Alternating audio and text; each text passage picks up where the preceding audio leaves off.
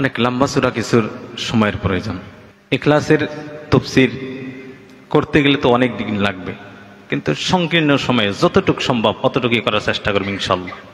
তার আগে আমরা সবাই একসাথে সূরা ইখলাস 3 বার পড়ব আমরা সবাই, কারণ হুজুর সাল্লাল্লাহু আলাইহি সাল্লাম বলেছেন সূরা ইখলাস 3 বার যে পড়বে সে পুরা কোরআন শরীফ খতম করার সমান সওয়াব পাবে ইনশাআল্লাহ। আমরা পুরা কোরআন শরীফের খতমের সওয়াব নিয়ে যাব ইনশাআল্লাহ। ইনশাআল্লাহ আমার সাথে সবাই বলবেন একসাথে, আউযু বিল্লাহি মিনাশ শাইতানির রাজীম, বিসমিল্লাহির রহমানির রহিম, قل هو الله أحد الله الصمد لم يلد ولم يولد ولم يكن له كفوا أحد قل هو الله أحد الله الصمد لم يلد ولم يولد ولم يكن له كفوا أحد قل هو الله أحد الله الصمد لم يلد ولم يولد ولم يكن له কুফুয়ান আহাদ। আল্লাহ রাব্বুল আলামিন আমার নবী মুহাম্মদুর রাসূলুল্লাহ সাল্লাল্লাহু আলাইহি সাল্লামকে বললেন, ও আমার হাবিব আপনি বলেন, কুল আপনি বলেন আল্লাহু আহাদ, আল্লাহ এক ও একক। আল্লাহ রাব্বুল আলামিন আমার হাবিবকে বললেন, ও আমার নবী আপনি সমস্ত মানুষকে শুনিয়ে দেন, সারা বিশ্বর মানুষকে জানিয়ে দেন আল্লাহ এক, আল্লাহ ব্যতীত আর কোনো মাবুদ নাই। সেজন্য আমরা সূরা ফাতিহার মধ্যেও সবাই নামাজের সময় যত রাকাত নামাজ পড়ি অতবার আল্লাহর সামনে দাঁড়িয়ে বলি আলহামদুলিল্লাহি রাব্বিল আলামিন। সমস্ত প্রশংসা কার? যিনি আল্লাহ, আল্লাহকে, সেই সম্পর্কে আল্লাহ রাব্বুল আলামিন সূরা ফাতিহার মধ্যে বলেছেন। ওই জায়গায় আল্লাহ রাব্বুল আলামিন বলেছেন কুল আপনি বলেন আল্লাহু আহাদ, আল্লাহ শব্দ যেখানে বলা হয়েছে তিনি হলেন এক, তিনি হলেন একক, তিনার বাইরে আর কোনো মাবুদ নাই, ইবাদতের উপযুক্ত কেউ নাই। সুবহানাল্লাহ। আল্লাহর বাইরে আর ইবাদতের কেউ আছে গো? নাই। সেই জন্য আল্লাহ রাব্বুল আলামিন বললেন যখন তোমরা প্রশংসা করবা, যখন তোমরা তারিফ করবা, যখন তোমরা আমার গুণগান গাইবা, শুধু আল্লাহর নাম নিয়ে গুণগান গাবা, আল্লাহর প্রশংসাই করবা, সেজন্য আল্লাহ রাব্বুল আলামিন আল্লাহর ডেফিনিশন সূরা ফাতিহার মধ্যে বললেন আলহামদুলিল্লাহি রাব্বিল আলামিন। আপনি প্রশংসা করবেন, সমস্ত বিশ্ব মানব প্রশংসা করবে আল্লাহ রাব্বুল আলামিনের, যিনি হলেন রব। তিনি কে? রব। আল্লাহ রাব্বুল আলামিন রবের ডেফিনিশন অপর একটি জায়গায় বললেন রব্বুনাল্লাযী আ'তা কুল্লা শাইইন খালাকাহু সুম্মা হাদা। আল্লাহ রাব্বুল আলামিন বললেন রব তিনি যিনি সমস্ত মাখলুককে আত্মা দান করেছেন, তারপর প্রত্যেকজন মানুষ অথবা প্রত্যেকটা মাখলুক কিভাবে দুনিয়ায় চলাফেরা করবে তারও পথ দেখিয়েছেন, তারও জ্ঞান, তার ইলম যিনি দিয়েছেন তিনি হলেন রব, তিনি হলেন আল্লাহ, তিনি হলেন পরওয়ারদিগার। তিনার কথা আল্লাহ রাব্বুল আলামিন বলেছেন, ও আমার হাবিব বলেন তিনি এক। কেরা একা গো? আল্লাহ। আল্লাহকে যিনি রব, রবকে যিনি সমস্ত মাখলুকের পরিচালক তিনি রব। আল্লাহ রাব্বুল আলামিন বললেন রব্বুনাল্লাযী আ'তা কুল্লা শাইইন, যিনি সমস্ত মাখলুককে দান করেছেন, তার আত্মাকে দিয়েছেন। আল্লাহ রাব্বুল আলামিন বলেছেন আমি সব বস্তুর ভিতরেই তার আত্মা দিয়েছি। আসমানের আত্মা রয়েছে, জমিনের আত্মা রয়েছে, বৃক্ষর আত্মা রয়েছে, তরুলতা, সব কিছুর আত্মা আল্লাহ রাব্বুল আলামিন দিয়েছেন। আল্লাহ রাব্বুল আলামিন সেই সম্পর্কেও অপর একটি জায়গায় বলেছেন সাব্বাহা লিল্লাহি মা ফিস সামাওয়াতি ওয়া মা ফিল আরদ। আসমান আর জমিনের মাঝখানে, আসমান আর জমিনের মধ্যবর্তী স্থানে যা কিছু রয়েছে সব কিছুই আল্লাহ রাব্বুল আলামিনের। আলামিনের তাসবিহ বয়ান করে, আল্লাহ রাব্বুল আলামিনের গুণগান গায়, আল্লাহ রাব্বুল আলামিনের হামদ, আল্লাহ রাব্বুল আলামিনের জিকির করে। সুবহানাল্লাহ সুবহানাল্লাহ সুবহানাল্লাহ, আমরা বলি সুবহানাল্লাহ। সুবহানাল্লাহ বলতে কষ্ট লাগে না গো?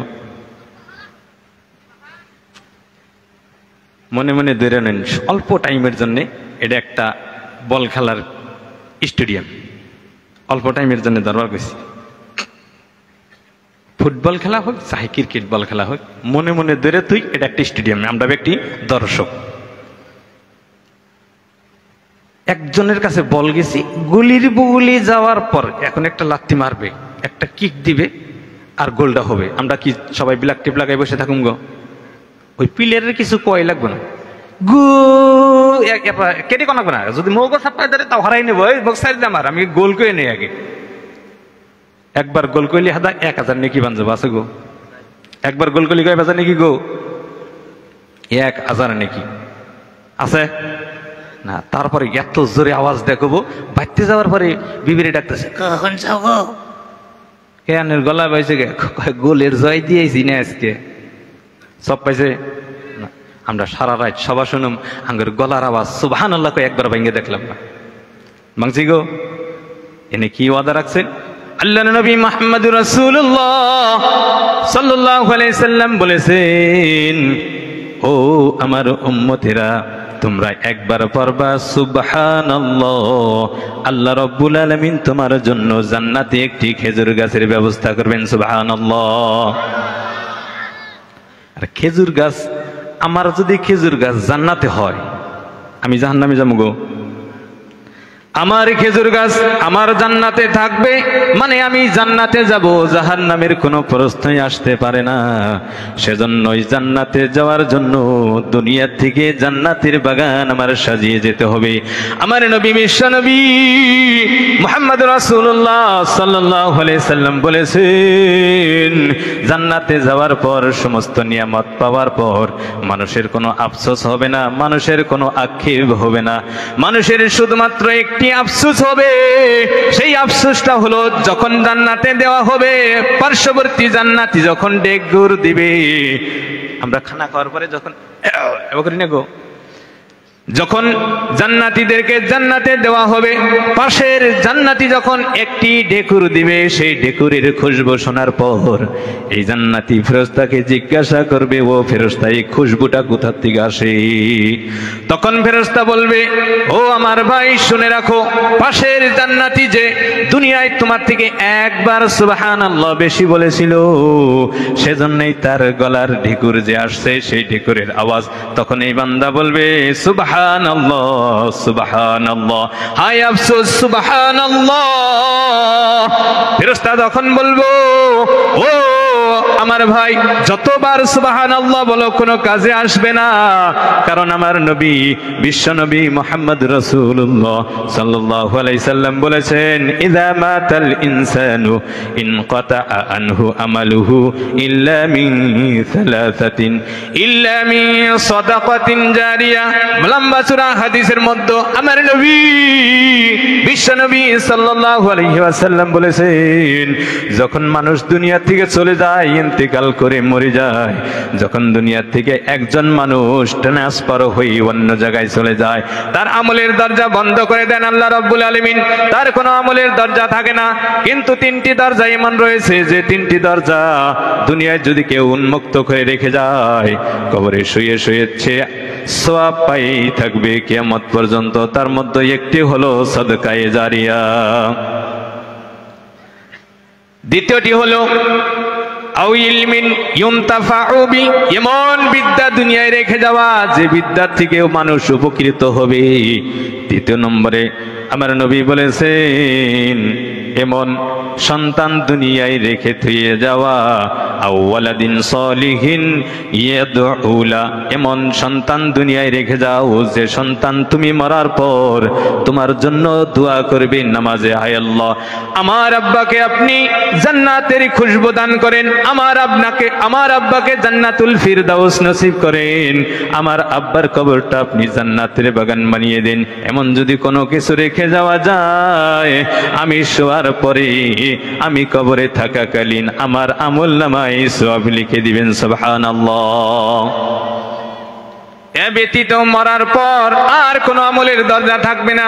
সেজন্যই সেই ফেরেশতা বলবে, ও আমার ভাই তুমি দুনিয়ায় যা কিছু করেছো সেটাই তোমার আমলের জায়গা ছিল, এখন তো আসছাও, এখন তোমার সারা জীবন যা কিছু করেছো তার বদলা দিয়েছে, এখন আর কোনো কাজ করতে হবে না, এখন কোনো নেকির সওয়াব দেওয়া হবে না। আল্লাহ রাব্বুল আলামিন আমার হাবিব মুহাম্মদ রাসূলুল্লাহ সাল্লাল্লাহু আলাইহি সাল্লামকে বললেন, আপনি সারা বিশ্বের মানুষকে শুনিয়ে দিন আল্লাহ এক, আল্লাহ একক, আল্লাহ ব্যতীত আর কোনো মাবুদ নাই। সেজন্যই আল্লাহ রাব্বুল আলামিন সূরা ফাতিহার মধ্যে বারবার বলতে বলেছেন আল্লাহ, তার মানে হলো রব, যিনি সমস্ত জগৎ সমূহের পালনকর্তা। তারপরে আবার ফির রবের ডেফিনিশন আল্লাহ রাব্বুল আলামিন বলেছেন যিনি রহমান আর রহমান আর রহিম। ওই জায়গার মধ্যে আছে আলহামদুলিল্লাহি রাব্বিল আলামিন আর রহমানির রহিম, যিনি রহমান যিনি রহিম। আল্লাহ রাব্বুল আলামিন অপর একটি আয়াতে আল্লাহ বললেন, ও আমার হাবিব আপনি বলেন আল্লাহুস সামাদ, আল্লাহ বেনিয়াজ, আল্লাহ কারো মুখাপেক্ষী নয়, আল্লাহর কারো প্রয়োজন হবে না। আমাদের সবার আল্লাহর প্রয়োজন হবে, কিন্তু আল্লাহ রাব্বুল আলামিনের কারো প্রয়োজন হবে না। হবে গো? এরকম আছে গো? দুনিয়াতে যত পাওয়ারফুল দেশ থাক, প্রত্যেকটা দেশে অপর একটি দেশের কাছে কিন্তু কর্জা করে না গো? আমেরিকা যত পাওয়ারফুল, আমরা মনে করি আমেরিকা খুব ধনী, দেখবেন চাইনার কাছে ঋণ হয়ে রয়েছে। চাইনা খুব ধনী, রাশিয়ার কাছে ঋণী, রাশিয়া খুব ধনী, অন্য একটা রাষ্ট্রের সাথে আরবের সাথে ঋণী। দুনিয়া সৃষ্টি থেকে নিয়ে আজ পর্যন্ত যত দিন গুজরে গিয়েছে, আমরা কোনোদিন নিউজেও শুনি নাই, কোনো বাতরিতেও শুনি নাই, কোনো টিভিতেও দেখি নাই আল্লাহ রাব্বুল আলামিন সারা বিশ্ব পরিচালনা করার সময় আমেরিকার কাছে মেসেজ পাঠিয়েছিল, ও আমেরিকাবাসী আমি আল্লাহ ঋণী হয়েছি, আমাকে কিছু টাকা দাও। এরকম হয়েছে গো? আল্লাহ কোনো সময় কইছে যে আমি এখন পয়সায় লুজার, পুরো পেনশন বন্ধ করছে গো? আল্লাহ রাব্বুল আলামিন এমন কাউকে শোনাই নাই এই বছর কোনো ফসল হয় নাই, আসমানের বিজনেস খুব ভালো না, সেই জন্য এই জমিনের যত মানুষ রয়েছে সবের 2 দিনের জন্য খানা বন্ধ করছে গো? এরকম করছে, খানা বন্ধ। আল্লাহ রাব্বুল আলামিন এমন করেছেন, দুনিয়াতে হাওয়ার বেশি চাপ পড়েছে, সেই জন্য সারা বিশ্বতে 1 দিনের জন্য হাওয়াকে বন্ধ করে দিলাম। এরকম করছে গো? হাওয়া বন্ধ। আমরা যদি হাওয়া বন্ধ হয় আমরা কি হবো? আমরাও হাওয়া বন্ধ করছেন আল্লাহ রাব্বুল আলামিন, আমরাও। আল্লাহ রাব্বুল আলামিন বললেন, আমার হাবিবকে বলতে বললেন আপনি বলে দেন, আপনি সমস্ত মানুষকে শুনিয়ে দিন কিয়ামত পর্যন্ত সবাই যাতে একে অপরকে এই মেসেজগুলো পাঠিয়ে থাকে, আল্লাহুস সামাদ, আল্লাহ এক, তারপরেও আল্লাহ রাব্বুল আলামিন কারো মুখাপেক্ষী নয়। আল্লাহ রাব্বুল আলামিন সূরা ফাতিহার মধ্যে বলতে বলেছেন, ইয়্যাকা না'বুদু ওয়া ইয়্যাকা নাস্তাঈন, ও আমার বান্দা তোমরা যখন নামাজে দাঁড়াবা, নামাজে দাঁড়িয়ে আমার কাছে তোমরা দোয়া করো, আমার কাছে চাও। কি চাবা? ও আল্লাহ ইয়্যাকা না'বুদু, আমরা তোমারই ইবাদত করি আর তোমার কাছে সহায় চাই। আল্লাহুস সামাদ, আপনার কাছেই আমরা সহায় চাই। আমরা মুখাপেক্ষী আপনার হাত বাড়াবো, আপনার আর কারো কাছে হাত বাড়াবো না। আল্লাহর কাছে আমরা সবাই চাই, আল্লাহ রাব্বুল আলামিন আমাদের কারো কাছে চাই না। চাই গো? একটা ফকিরের কিচ্ছা শোনাই, ছোট্ট একটু কিচ্ছা, যেহেতু তফসিরের মধ্যে কিচ্ছা নাই কিন্তু উদাহরণ দেওয়ার জন্য। যেহেতু এই মাহফিলটাও না তফসিরের মাহফিল না ওয়াজের মাহফিল, দুইটার মাঝখানে যেহেতু এটা মিশাইতেছে। বাদশাহ শাহজাহানের নাম শুনছি আমরা সবাই। বাদশাহ শাহজাহানের জামানায় একটা ভিক্ষা করতেছে জামি মসজিদ, যারা আমরা গেছি দেখবার গেছি যারা, দিল্লি জামি মসজিদ, জামি মসজিদের পাশেই আল্লাহ রাস্তে কিছু দিন গো, আল্লাহ রাস্তে কিছু দিন গো, হ্যাগর ভাষায় কইতেছে, আমরা বাংলা ভাষায় কইতেছি। একজন ব্যক্তি বলছে, ভাই তুমি সারাদিনে এইরকম টোকায় টোকায় কয়টা টাকা উপার্জন করো? বলছে যে ওইরকম একটা আসে না, সারাদিনকার চলার মতো কিছু গোজ হয়, বাড়িতে বিল্ডিং চিল্ডিং করছাও কয় না। কয় তাহলে ভাই এই টোকান দিয়ে কি দরকার আছে? যদি চাও দরবারে, কার দরবারে চাও? বাদশার দরবারে চাও, কিছু একটা আসবো। কারণ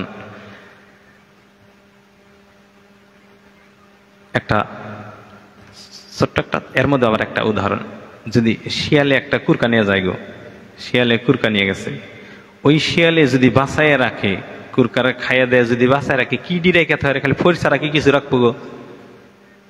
একটা শিয়ালে কুরকা নিয়ে গেছে, আমরা আশা করে রেছি সকালবেলায় আবু যা কিছু বাস পাই না মা করে রেখিলাম, আমরা না খাইলেও সকালে যাই দিই কয়টা ফরি, তাও আদান ফরি রয়েছে, আদানও খাইছে, জানো খুব গরিব পেট ভরে না।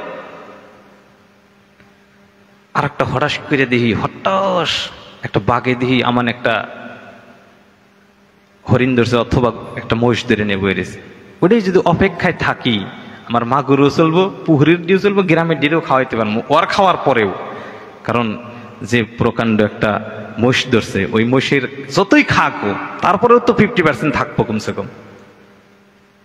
ওই ব্যক্তি তার এই ফকিরের যুক্তি দিছে, তুমি টোকায়া একজনের কাছে দুইজনের কাছে, ওর কাছে 50 টাকা, ওর কাছে চাবা উতে একটা হে দিব, যাও তুমি বাঘের কাছে, ও খাওয়ার পরেও 50% যদি ও তোমারে দেয়, তাও তো তোমার পাড়াপড়শির ব্যক্তি নিয়ে খাওয়াইতে পারবা। ফকির এটা শোনার পর ফকিরি মনে মনে ভাবলো, তিনি যে আমাকে বুদ্ধি দিয়েছেন, উপদেশটা দিয়েছেন, উপদেশটা অতি মূল্যবান উপদেশ। আমি বাদশার দরবারে চলিয়া যাই, আমি বাদশার দরবারে গিয়ে বাদশার কাছে চেয়ে নেই, বাদশা সালামত যদি আমাকে অল্প কিছু দিয়ে দেয়, তারপরেও আমি সারা জীবন চলতে পারবো, এমন কিছু হয়ে যাবে। তখন সেই ফকিরটা বাদশার দরবারে গিয়ে বলল, বাদশা সালামত কোথায়? তার উজির নাজির বলল, বাদশাহ সালামত মসজিদের দিকে চলে গিয়েছে। ফকির পিছনে পিছনে মসজিদের দিকে চলে গিয়েছে। তারপর সেই ফকির দেখলো বাদশাহ সালামত কার কাছে জানো দুই হাত তুলে দোয়া করে কান্না করতেছে। তখন সেই ফকির মসজিদের দরওয়াজার সামনে বসে বসে চিন্তা করতে লাগলো, বাদশাহ আবার কার কাছে চায়। তারপর যখন বাদশার চাওয়া হলো, বাদশাহ যখন মসজিদ থেকে বার হয়ে যায়, তখন ফকির বলল, আসসালামু আলাইকুম ইয়া বাদশাহ সালামত। বাদশাহ সালামত, আপনার কাছে আমি সালাম পেশ করলাম। তারপরে ফকির চলে যাইতে শুরু করলো। বাদশাহ ডাক দিয়ে বলল, ও ফকির, তুমি আমাকে সালাম করে চলে গেলাও কেন? কারণ আমার কাছে যে, আমার সাথে যে সাক্ষাৎ করে, সে কখনো খালি হাত যায় না, কোনো না কোনো উদ্দেশ্য নিয়ে আসে, কোনো না কোনো কিছু সে আমার কাছ থেকে নিয়ে চলে যায়। তুমি কেন খালি হাতে চলে যাইতেছো? তখন ওই ফকিরটা বলল, বাদশাহ সালামত, আমিও তো ওই উদ্দেশ্যে আসছিলাম, আমি এসেছিলাম ওই নিয়তে, আমার উদ্দেশ্য সেটাই ছিল, আপনার কাছে এমন কিছু চাবো যেটা নেওয়ার পর আমি সারা জীবন যাতে সুখে খাইতে পারি, সেজন্যই বড় আশা নিয়ে আপনার কাছে আসছিলাম। কিন্তু এখন পরিবেশটা দেখলাম, আপনি বাদশাহ, তারপরেও যার কাছে চাইতেছেন তিনি নিশ্চয় আপনার থেকেও বড় বাদশাহ হবে। আপনি বাদশাহ হয়ে যদি তার কাছে চাইতে পারেন, আমিও তো মানুষ, আমিও তো তার গোলাম, আমিও তার কাছে চাওয়া শুরু করব। সুবহানাল্লাহ। সেই জন্যই আল্লাহ রাব্বুল আলামিন আমার নবীকে বললেন, ও আমার হাবিব, আপনি সমস্ত মানব জাতিকে শুনিয়ে দেন, কিছু যদি চাইতে হয় তুমি আল্লাহর কাছে সরাসরি চাও। তোমার জুতার যদি একটা ফিতাও চাইতে হয়, আল্লাহর কাছে সর্বপ্রথম চাও, আল্লাহ তুমি আমার জুতার ফিতাটা দিয়ে দাও। কার কাছে যাম গো? আমরা এমন মানব হয়ে গিয়েছি, আল্লাহর কাছে, আল্লাহর সামনে, আল্লাহর ঘর মসজিদে দাঁড়িয়ে আল্লাহর কাছে ওয়াদা করি, নামাজের কাতারে দাঁড়িয়ে গেছি, তারপরে আল্লাহর কাছে ওয়াদা অঙ্গীকার করি, ইয়্যাকা না'বুদু ওয়া ইয়্যাকা নাস্তাঈন। ওগো আল্লাহ, তোমারই আমরা ইবাদত করি, তোমার কাছেই সহায় চাই। যখন আমাদের নামাজ শেষ হয়ে যায়, যখন আমার নামাজ সম্পূর্ণ হয়ে যায়, মসজিদ থেকে বাইরে আসার পর যখন আমার বাড়ির দিকে লক্ষ্য করি, আমার ছেলের বিবির সন্তান হয় না, আমার নাতির সন্তান হয় না, আমার নাতিনির সন্তান হয় না। কেউ যদি ফজিলত বলা শুরু করে, মাজারের সঙ্গে সঙ্গে নিয়ত করে ফেলি, আমিও মাজারে যাব, জলেশ্বর যাব, হাজো মাজারে যাব, আজমির শরীফে গিয়ে আমিও নিয়ত করব আমার যাতে একটা সন্তান দেয়। নাউজুবিল্লাহ। মসজিদে ওয়াদা করলাম কি? মসজিদে কি ওয়াদা করলাম গো? তোমারই ইবাদত করি, তোমার কাছেই সহায় চাই। বাইরে কি করতেছি? আছে আজমির শরীফ তাঙ্গ আছেই, সন্তান দিব কেরা? আজমির যাইতে টাকা নাই, হাজো যাইতে টাকা নাই, জলেশ্বরে যাওয়ার সময় নাই, আশেপাশে হুজুর আছে, গিয়ে বলি, হুজুর সাহেব আমার জন্য একটি সন্তানের ব্যবস্থা করে দিন। নাউজুবিল্লাহ। আমরা এই শ্রেণীর মানুষ। আবার আরেক শ্রেণীর অভ্যাস আমাদের সবার ভিতরেই রয়েছে, কিছু কিছু মানুষ বাদ দিয়ে সবার ভিতরেই কিছু এই অভ্যাসটা রয়েছে। সেটা হলো, আমার বাবা যখন ইন্তেকাল করে, আমার বাবা যখন দুনিয়া ছেড়ে চলে যায়, আমার আম্মা যখন দুনিয়া ছেড়ে চলে যায়, আমার কোনো আত্মীয় যখন দুনিয়া ছেড়ে চলে যায়, তারা জানাজার জন্য আমরা কাকে ডাকি? যে মসজিদের ইমাম অথবা সেই গ্রামের একজন হুজুর, তাকে দিয়েই জানাজা পড়াই না গো, পড়াই না গো। আর এই অবস্থা আরেকটা উদাহরণের অবস্থা। একজন ব্যক্তি রাস্তাতে যাইতেছে, যাওয়ার সময় একটু খাবরা টাবরা ডাকলে, যেরকম বগরিগুড়ির রাস্তা ধরুন, যেরকম প্লেন রাস্তা, পাথরের মধ্যে ঠোকর লাগে বুড়ানক ফাইডে গেছে পায়ের। এই পাও মিহিসায় দেখে যে পায়ের বুড়ানক ফাইডে রক্ত পড়তেছে। একটু শক্ত মানুষ কান দিতেছে না ঠিকই, কিন্তু বুড়ানক ধরে বয়ে বয়ে রেস্ট নিতেছে, যে রক্ত পড়তেছে, না জানি মাথায় চক্কর টক্কর আসে নাকি। পাশ দিয়ে আবার আরেকজন মানুষ যাইতেছে, বলতেছে, ভাই আপনার কি হয়েছে, পাও দিয়ে রক্ত পড়ে কেন? কই, আমি যাওয়ার সময় পাথরের সাথে ঠোকর লেগে আমার পাওটা ফাইটে গেছে। কই, এত বড় কাটা কাটছে, আপনার পাওটাই তো শেষ, চিড়িগুলো সব উঠে গেছে, তা আপনি কান্না করেন না কেন? কই, আমার তো ভিতর থেকে কান্না আসে না। কই, এইরকম রক্ত পড়ার পরও না কানলে মানুষ তো আপনাকে নিষ্ঠুর বলবে। কই, তাহলে ভাই তুমি এক কাজ করো, আমি তোমাকে কিছু টাকা দিই, তুমি আমার জন্য কিছু 5-10 মিনিট কাটিয়ে দাও। বেটাও মনে করলো যে সুযোগ গেতেছে, আমিও খালি হাতে ঘুরতেছি, কামাই সামাই নাই, কামলা সামলার অভাব, যাই একবার কান দেই। এই ব্যক্তি আবার পাশেই বসে বসে কান দিতে আছে, আর পাথর দিয়ে কিছু খেলাধুলা করতেছে। এই এক পাথরের হাতে আর পাথরের হাতে টকরাটকরি করতেছে আর কান্না করতেছে। আর এই ব্যক্তি পায়ের বুড়া আঙ্গুল ধরে বসে রয়েছে, রক্ত পড়তেছে। আরেকজন মানুষ ওই জায়গা দিয়ে অতিক্রম করার সময় বলতেছে, ভাই আপনাদের ঘটনা তো বুঝলাম না, পাও কাটছে একজনের, ধরে রয়েছে সে, কান্না করে আরেকজনে, কিন্তু কান্নার কোনো সাইজ নাই, পাথর দিয়ে কান্নাকানি করতেছে, পাথর কানতেছে আর পাথর দিয়ে খেলাধুলা করতেছে, কোনো কিছু বুঝলাম তো না। ভাই বুঝবেন কি? যে কামলা আলা হে কইতাছে, কি বুঝবেন? আমি তো ভালো করে বুঝতেছি না। পাও কাটছে আর আমারে কান দিবার কইতাছে, পয়সা দিব অল্প টাইমের জন্য। এখন কত ভালো করে আর কান দিব, আমার তো সময় পার করা লাগবো। পাথর দিয়ে কিছু সময় পার করতেছি আর কান্নাটা করতেছি, সময় পার হবো, পয়সাটি নিয়ে আসসালাম আলাইকুম। ওই ব্যক্তি বললে, হয় এখন ঠিক হয়েছে। আমি এত বলে টেনশনে আসছিলাম যে এই কান্দে নিশ্চয় দুজনের মধ্যে মারামারি হয়েছে না, এখন তো ঠিকই আছে। তোমার কান্নার যে ডক বাড়াই যে নিছে, এরও যে ডক ধরে ঠিকই মিলছে। ও আমার মুসলমান ভাইরা, তদ্রুপ আমাদেরও হয়েছে। বাবা মরেছে আমার, মা মরেছে আমার, ছেলে মরেছে আমার, মেয়ে মরেছে আমার আত্মীয় মারা গেছে, আমার আত্মীয়র জানাজায়, আমার বাবার জানাজায়, আমার মায়ের জানাজায় আমরা হুজুর ডেকে নিয়ে আসলাম। হুজুরকে বললাম, হুজুর সাহেব আমার মার জানাজা আপনি পড়াবেন, আমার বাবার জানাজা আপনি পড়াবেন, আমার ছেলের জানাজা আপনি পড়াবেন, আমার মেয়ের জানাজা আপনি পড়াবেন, আমার আত্মীয়র জানাজাটা আপনি পড়াবেন, কারণ আমাদের সবার নিয়ত আমার আত্মীয়র জানাজাটা আপনাদের দিয়েই সম্পন্ন করাবো। তার কোনো রক্তীয় সম্পর্ক নয়, তার কোনো কিচ্ছু হয় না। সে যখন জানাজা পড়াবে যেভাবে কান্না করবে, ওই পাথরওয়ালার কান্না যেমন হবে এই ব্যক্তির কান্নাটাও তেমন হবে। বলেন ঠিক কিনা?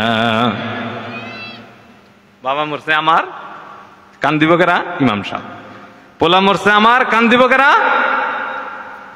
ইমাম সাহেব। আমাদের হাল এমন হলো, বাবা আমার মারা গেছে গো, কান্না করবে ইমাম সাহেব, কান্না করবে মৌলবী সাহেব। যখন আমার সম্পত্তি ভাগ করা হবে পায়ে পায়ে আমরা নিব, হুজুরকে বলবো সাবধান, কালকে আমাদের সম্পত্তি বন্টন করা হবে, আমাদের বাড়ির আশেপাশে জানি আপনাকে না দেখি।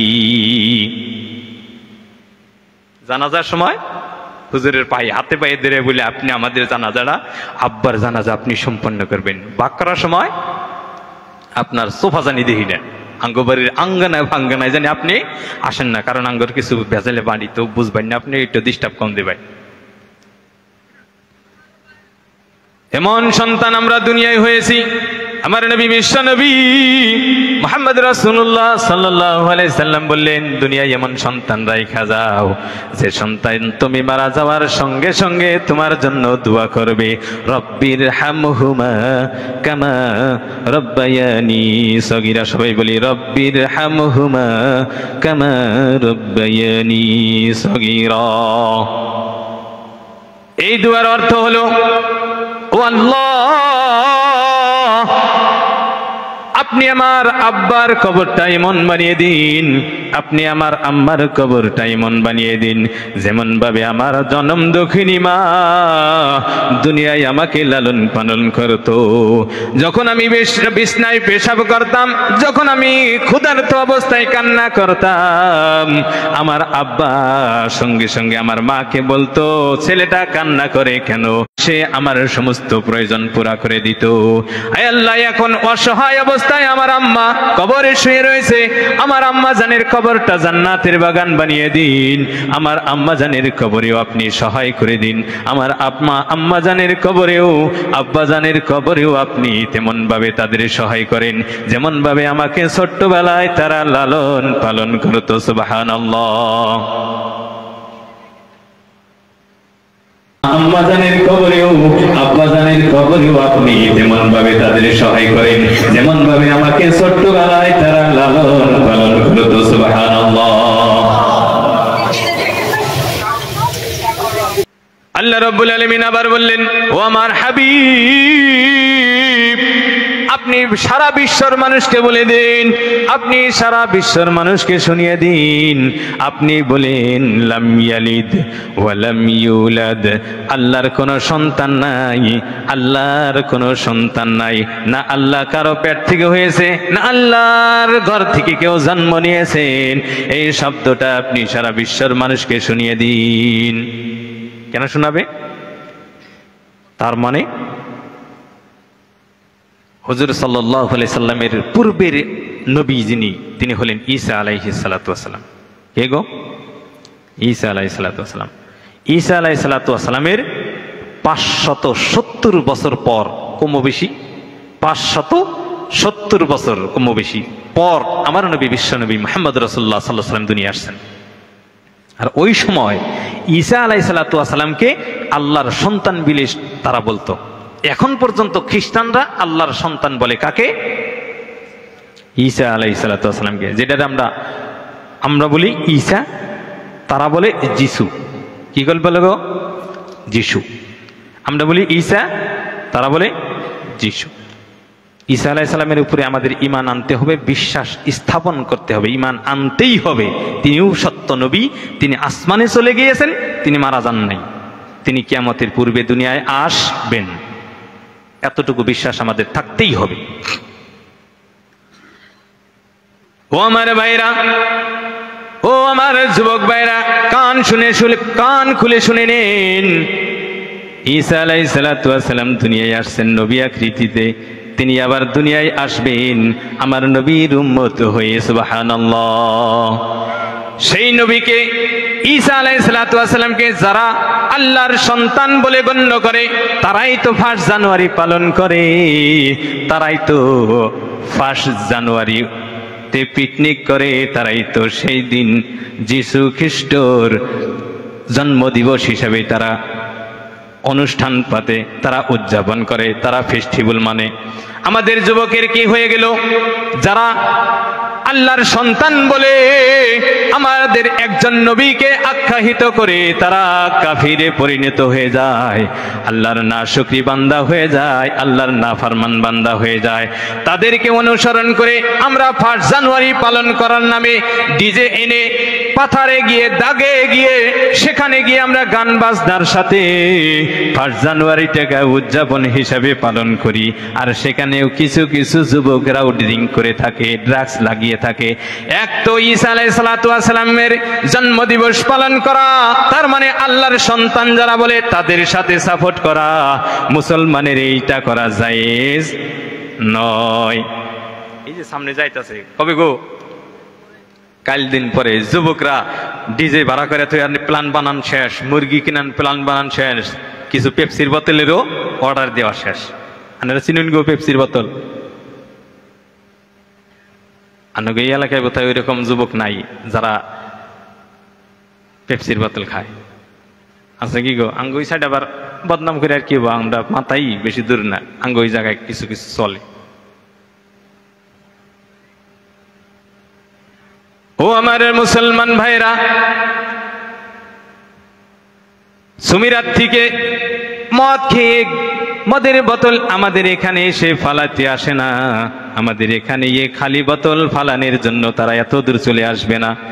যারা মদ পান করতেছে হয় আমার সে ছেলে হবে, যারা মদ পান করতেছে হয় আমার নাতি হবে, নয় আমার ভাতিজা হবে, নয় আমার ভাগিনা হবে, নিশ্চয় কোনো একজন সম্পর্কিত ব্যক্তি হবে না গো?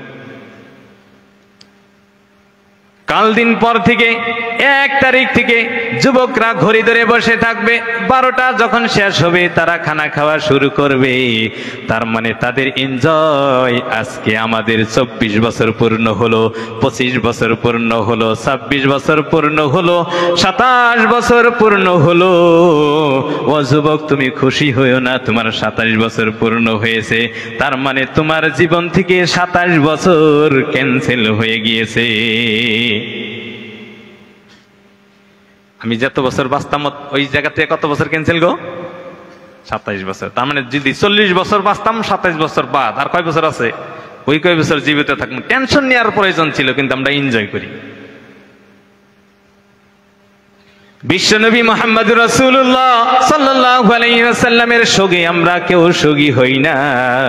আমার নবী কি আমল করে সব থেকে ভালো পাইতেন, কি আমল করার পর আমার নবী বিশ্বনবী খুশি হবেন, সেদিকে আমাদের লক্ষ্য নাই। আমাদের লক্ষ্য প্রত্যেক বছর অপেক্ষায় থাকি জানুয়ারি কবে আসবে।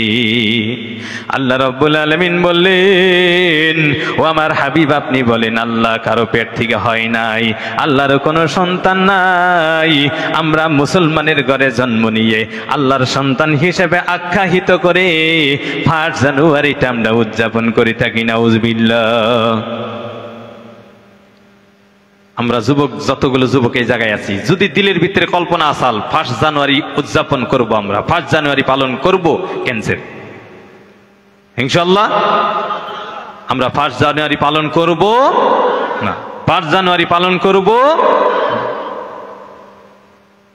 যদি আমাদের কারো ক্ষেতের সামের মাথায় ডিজে বাজানের আওয়াজ শুনি, আমার ক্ষেতের সামের মাথায় আমরা ডিজে বাজাইতে দিব না।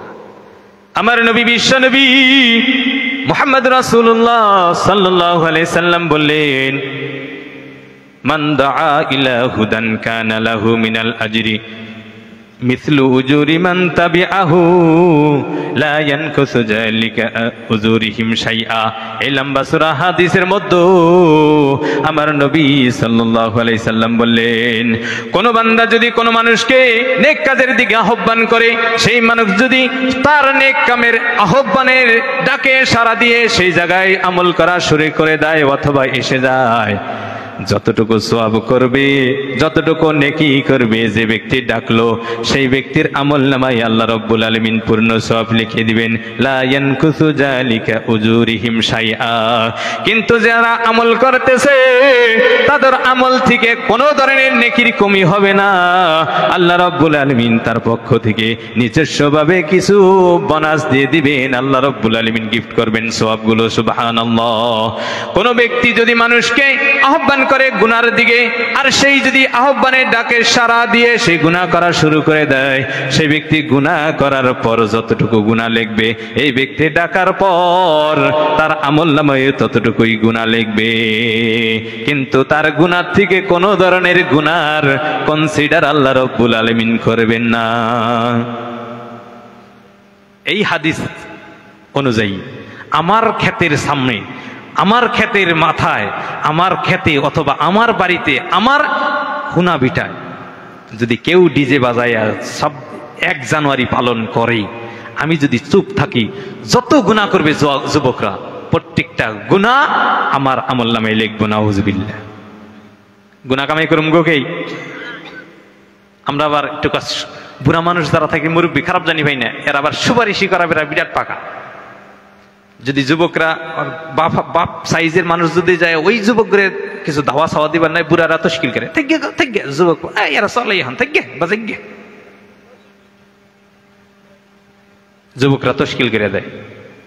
যত মানুষ তাদের সাথে এগ্রি থাকবে, ওই যুবকের সাথে একমত থাকবে, ওই যুবকদের সাথে একমত থাকে, তাদেরকে খানার ব্যবস্থায় কোনো ধরনের বাধা প্রদান করবে না, অথচ তাদেরকে ডিজে বাজানোর জন্য জায়গা দিবে, তাদেরকে ডিজে বাজানোর জন্য সহায় করবে, খানা খাওয়ার জন্য সহায় করবে।